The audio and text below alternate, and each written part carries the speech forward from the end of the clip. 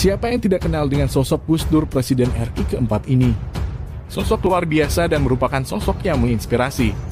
Terkenal dengan kata-katanya gitu aja kok repot. Untuk mengenang beliau, berikut adalah biografi singkat Gus Dur atau KH. Abdurrahman Wahid. Abdurrahman Wahid atau yang akrab disapa Gus Dur memiliki nama lengkap Abdurrahman Ad-Dakhil. Secara etimologi, Ad-Dakhil berarti sang penakluk. Namun dikarenakan nama Ad-Dakhil tidak begitu dikenal, maka diganti dengan nama Abdurrahman Wahid. Sebutan Gus Dur dikarenakan lahir di lingkungan pesantren. Gus adalah kependekan dari kata bagus, yaitu sebutan yang sering diberikan kepada anak seorang kiai sebagai bentuk penghormatan di daerah Jawa Timur dan Jawa Tengah. Gus Dur dikenal sebagai tokoh yang kontroversial dan berdedikasi tinggi terhadap penegakan hak asasi manusia dan pembela kaum minoritas. Sosoknya yang penuh teka-teki dan kontroversial, sehingga pemikiran dan tindakannya sering disalahpahami oleh banyak kalangan. Abdurrahman Wahid atau Gus Dur dilahirkan di Jombang, Jawa Timur 4 Agustus 1940. Gus Dur merupakan putra pertama dari 6 bersaudara. Ayahnya bernama KH. Wahid Hashim yang merupakan putra dari KH. Hashim Asy'ari, pendiri Jamiah Nahdlatul Ulama, NU, sebagai organisasi massa Islam terbesar di Indonesia dan sekaligus pendiri pesantren Tebu Ireng Jombang. Ibunya bernama Soleha merupakan putri. Bisri Syansuri, pendiri pesantren Denenger Jombang, Jawa Timur. Kakek KH Abdurrahman Wahid, Gus Dur dari sanad ibunya merupakan Rais Amdi Pengurus Besar Nahdlatul Ulama PBNU sebagai pengganti posisi KH. Wahab Casbullah, tahun 1949. Ayah Gus Dur diangkat menjadi Kepala Menteri Agama pertama sehingga keluarga Wahid Hashim pindah ke Jakarta untuk memasuki suasana yang baru. Setelah kepindahannya di Jakarta, berbagai tamu dari berbagai kalangan bertamu ke kediaman Wahid Hashim. Hal itu menjadikan Gus Dur menambah pengalaman untuk mengenal dunia politik. Sejak kecil Gus Dur sudah terlihat memiliki kesadaran penuh untuk mengemban tanggung jawab terhadap Nahdlatul Ulama NU. Sekitar bulan April tahun 1953, Gus Dur bersama ayahnya berangkat ke Sumedang, Jawa Barat untuk menghadiri pertemuan Nahdlatul Ulama NU dengan mengendarai mobil. Akan tetapi di tengah perjalanan mengalami kecelakaan yang mengakibatkan ayahnya meninggal. Sebagai tokoh panutan para masyarakat Indonesia, Gus Dur sangat dihormati oleh banyak kalangan karena pengabdiannya kepada masyarakat, demokrasi, dan Islam toleran. Pelajari lebih lanjut mengenai sosok Gus Dur pada buku biografi Gus Dur karya Greg Barton di bawah ini. Setelah lulus dari sekolah dasar SD pada tahun 1953, Gus Dur dikirim oleh orang tuanya untuk belajar di Yogyakarta. Untuk masuk ke sekolah menengah ekonomi pertama SMEP Gowongan, sekaligus menetap di pesantren Kerapiak. SMEP merupakan sekolah formal yang dikelola oleh Gereja Katolik Roma. Sekolah tersebut banyak menggunakan kurikulum yang sekuler, dan dari sekolah tersebut Gus Dur pertama kali belajar bahasa Inggris. Karena Gus Dur merasa kurang luas aktivitasnya selama berada dalam dunia pesantren, akhirnya Gus Dur meminta pindah ke kota dan salah seorang pimpinan lokal Muhammadiyah sekaligus orang yang sangat berpengaruh di SMEP. Rutinitas kesehariannya setelah salat subuh, Gus Dur berangkat mengaji ke KH Masum Kerapiak. Pada siang harinya, Gus Dur sekolah di SMEP dan malam hari Gus Dur ikut berdiskusi dengan H. Junaidi dengan anggota Muhammadiyah yang lain. Untuk meningkatkan belajar bahasa Inggris, Gus Dur tidak hanya sebatas memahami buku-buku yang berbahasa Inggris.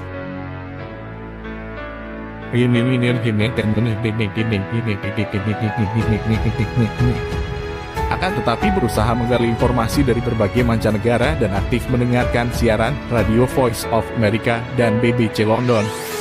Saat seorang bernama Sumantri, guru SMEP, mengetahui Gus Dur pandai bahasa Inggris, Sumantri memberinya buku berjudul What is to be Done. Pada saat yang sama Gus Dur telah mengenal Das Kapital Karl Marx, filsafat Plato, Thales, dan lain-lain.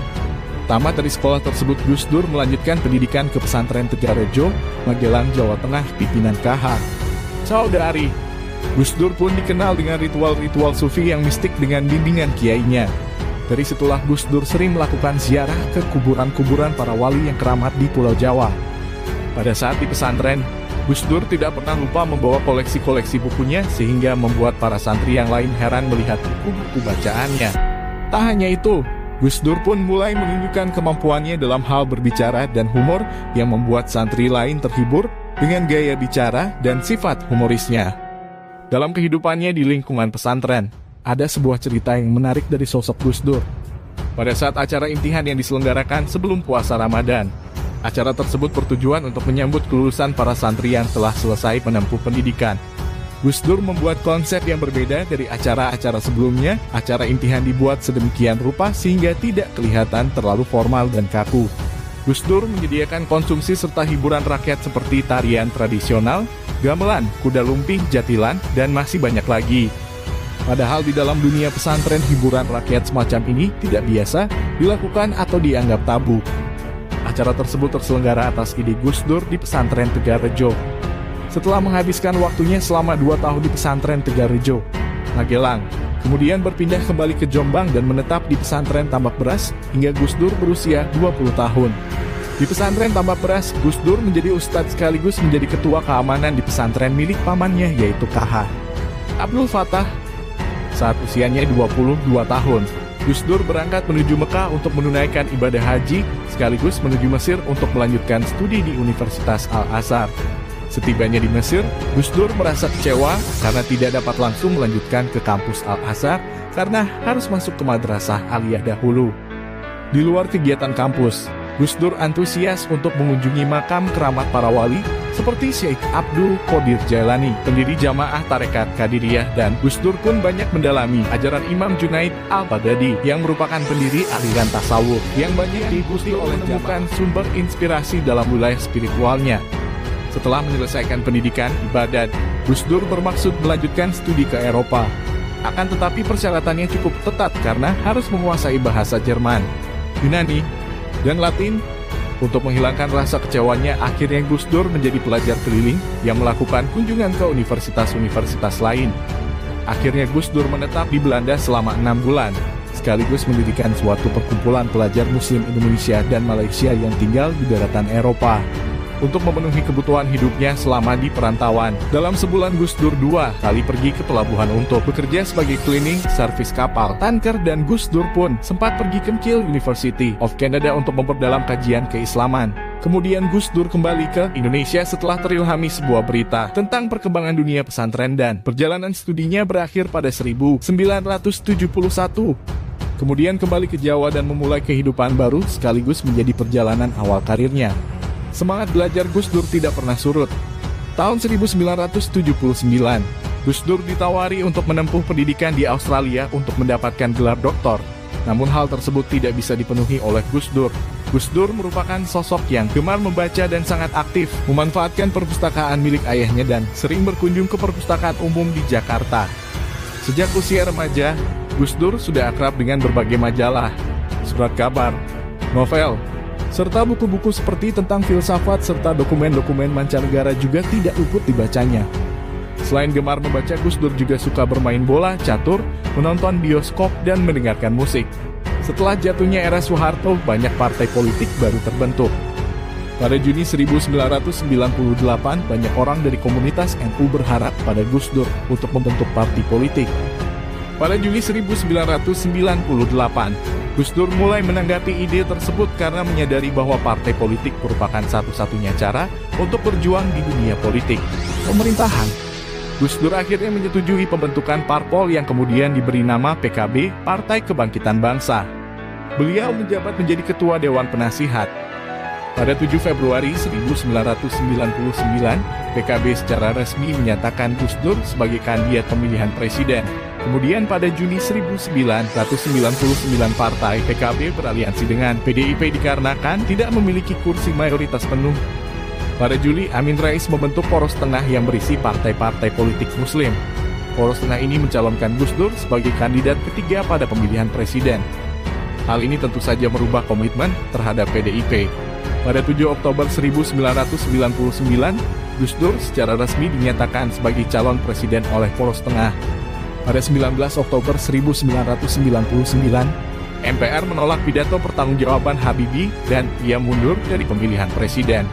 Kemudian Akbar Tanjung, Ketua Golkar dan Ketua Dewan Perwakilan Rakyat (DPR) menyatakan Golkar akan mendukung Gus Dur.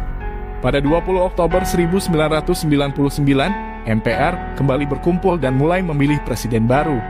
Abdurrahman Wahid kemudian terpilih sebagai Presiden Indonesia keempat dengan 373 suara. Sedangkan Megawati hanya 304, Gus Dur menjadi figur perekat berbagai komponen bangsa yang saat itu sedang terkoyak. Namun perjalanan politiknya ternyata berlika-liku seperti halnya yang dibahas pada buku Perjalanan Politik Gus Dur di bawah ini. Gagasan dan pemikiran seorang tokoh biasanya ada pada karya tulis dan pidatonya.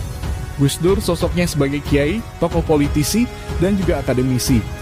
Hal ini terlihat dari sejumlah karyanya yang memiliki visi dan berbobot. Di antara karya-karya Gus Dur ialah sebagai berikut. 1. Buku Bunga Rampai Pesantren. Salah satu karya Gus Dur, pada buku ini Gus Dur menunjukkan rasa optimisnya bahwa pesantren dengan ciri-ciri dasarnya memiliki kemampuan yang luas untuk melakukan pemberdayaan masyarakat terutama pada kaum tertindas dan termarginalkan. Bahkan dengan kemampuan fleksibelnya, pesantren dapat mengambil peran yang signifikan. Bukan saja dalam wacana keagamaan tetapi juga dalam setting sosial budaya bahkan politik dan ideologi. Peran pesantren sebagai lembaga pendidikan yang demikian tersebut diakui oleh Martin van Buinissen yang mengatakan bahwa kaum tradisionalis termasuk pesantren yang terdapat di negara berkembang adalah kelompok yang resisten dan mengancam modernisasi. Pernyataan Van yang demikian itu sudah tampak sejak kemerdekaan Republik Indonesia hingga sekarang. Dengan berbagai bentuk dan dinamikanya sendiri, di mana santri-santri tradisional tampil di permukaan. Peta perpolitikan pada tahun 2004, baik pemilu legislatif maupun pemilu presiden, ditandai dengan adanya peran yang dilakukan kelompok santri dengan tingkat yang sangat signifikan. Seperti contoh tokoh berikut, Salahuddin Wahid sebagai wakil presiden mendampingi Wiranto dan Yusuf Kala mendampingi Susilo Yudhoyono. Hal ini membuktikan peran politik dan ideologi yang signifikan telah dimainkan kaum santri yang berbasis pada pendidikan pesantren. Namun perlu diperhatikan bahwa pesantren zaman sekarang dilihat dari segi ruang lingkungan program di NE organisasi kelembagaan sudah tidak sama lagi sistem pendidikan di pesantren. Tidak heran jika alumni pesantren sudah dapat melakukan berbagai peran yang demikian besar dalam konstelasi politik, ekonomi, pendidikan, seni, keagamaan, dan bidang-bidang lainnya. Lahirnya dinamika pesantren yang sedemikian rupa tersebut tidak lepas dari gagasan modernisasi dan dinamisasi pesantren. Gus Dur menginginkan terjadinya proses menggalakan kembali nilai-nilai positif yang telah ada dan melakukan pergantian nilai-nilai lamanya. Tidak relevan lagi dengan nilai baru yang lebih relevan, serta dianggap lebih baik untuk menjaga eksistensi pesantren. Gus Dur juga menyinggung mengenai terjadinya kekacauan dalam sistem pendidikan pesantren. Menurut Gus Dur, kekacauan ini disebabkan dua hal. Pertama, sebagai refleksi dari kekacauan yang terjadi secara umum di masyarakat Indonesia, sebagaimana masyarakat yang mengalami transisi. Kedua, munculnya kesadaran bahwa kapasitas pesantren dalam menghadapi tantangan modernitas hampir tidak memadai karena unsur strukturalnya mandek sehingga berakibat tidak mampu menanggapi perubahan. Gus Dur juga melihat adanya kerawanan pada sistem pesantren yang mengakibatkan pada kekurangsiapan pesantren dalam menghadapi tantangan pembaharuan. Hal ini melahirkan dua reaksi, yaitu munculnya sikap menutup diri dari perkembangan umum masyarakat luar, terutama dari kegiatan yang mengancam kemurnian kehidupan beragama dan timbulnya aksi solidaritas yang kuat di antara masyarakat dan pesantren. Kedua hal tersebut menggambarkan ketidakberdayaan pesantren yang menunjukkan bahwa pesantren tidak memiliki pimpinan yang efektif yang didukung oleh semua pihak. Kurangnya tokoh yang dapat dijadikan panutan pada tingkat nasional, selain menyebabkan terjadinya polarisasi sosial, politik yang melanda umat Islam, juga telah mempengaruhi watak kepemimpinan pesantren yang selama ini ditopang oleh kekuatan moral. Menurut hemat Gus Dur, hal ini pada gilirannya telah menyebabkan tidak munculnya pemimpin yang efektif. Sebagai solusi, Gus Dur mengajukan gagasan tentang perlunya membangun komitmen untuk mencari jalan tengah, yaitu jalan yang mengimbangi tradisi agama dan tuntutan praktis yang muncul sebagai akibat terjadinya modernisasi dan kemajuan zaman. Modernisasi dan dinamisasi pesantren bisa dilakukan dengan perbaikan keadaan di lingkungan pesantren yang didasarkan pada regenerasi kepemimpinan yang sehat dan kuat, serta perlu adanya syarat yang melandasi terjadinya proses dinamisasi tersebut meliputi rekonstruksi bahan-bahan pengajaran ilmu agama dalam skala besar. Gus Dur menginginkan pesantren tidak hanya berperan sebagai lembaga pendidikan agama, melainkan juga lembaga yang mampu memberikan sumbangan yang berarti serta membangun sistem nilai dan kerangka moral pada individu dan masyarakat. Gus Dur sangat yakin bahwa pesantren mempunyai potensi yang kuat untuk mewujudkan masyarakat madani. Temukan cerita lebih lengkapnya pada buku Gus Dur ke Abdurrahman Wahid, biografi singkat 1940-2020. 2. Tradisi keilmuan pesantren yang bersifat fikih sufistik menurut Gus Dur terbentuk dan bersumber pada gelombang pertama pengetahuan Islam yang datang ke kawasan Nusantara pada masa abad ke-13 Masehi. Disebut fikih sufistik karena corak dan karakter Islam pertama kali masuk Indonesia lebih menekankan konsep tauhid dan pengamalan-pengamalan ilmu syariah secara sufisme. Hal ini dikarenakan tidak bisa lepasnya pengaruh proses penyebaran Islam pada negara ini melalui Persia dan anak benua India yang dalam beragama lebih menekankan pada orientasi tasawuf. Selain itu, juga karena adanya kesamaan antar pemikiran sufisme para penyebar Islam ke Nusantara dengan watak mistik masyarakat Indonesia pra-Islam, animisme dinamisme. Hal ini dapat ditemukan dari beberapa literatur pesantren seperti buku tasawuf dengan menggabungkan fikih dan amalan-amalan akhlak dijadikan bahan pelajaran utama seperti kitab Hidayah Al-Hidayah dari Imam Al-Ghazali yang merupakan karya fikih sufistik paling menonjol dalam berabad-abad hingga saat ini.